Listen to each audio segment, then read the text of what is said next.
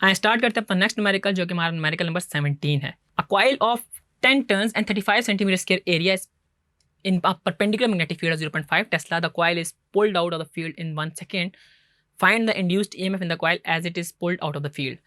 क्या आपके पास एक कॉइल है जिसके अंदर नंबर ऑफ टर्न्स हैं 10, एरिया है आपके पास 35 सेंटीमीटर स्क्वायर, इसके अलावा मैग्नेटिक फील्ड है आपके पास 0.5 टेस्ला, और आपके पास जो टाइम है जिसको हम डेल्टा टी कह रहे होते हैं वो है हमारे पास 1 सेकेंड, और आपने इसमें इंड्यूस्ड ईएमएफ को फाइंड आउट करना है।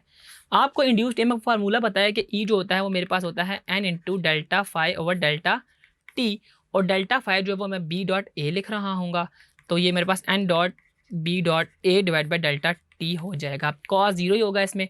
जब मैं इनकी वैल्यूज़ को इसमें पुट इन करता हूँ, आए देखते हैं क्या होता है। एन है मेरे पास 10, बी है मेरे पास 0.5, एरिया है मेरे पास 35 सेंटीमीटर स्क्वायर, जिसको मैं मीटर स्क्वायर में करूँगा तो ये मेरे पास 35 इंटू 10⁻⁻⁴ हो जाएगा, और डेल्टा टी की जगह मैं लिख दूँगा 1।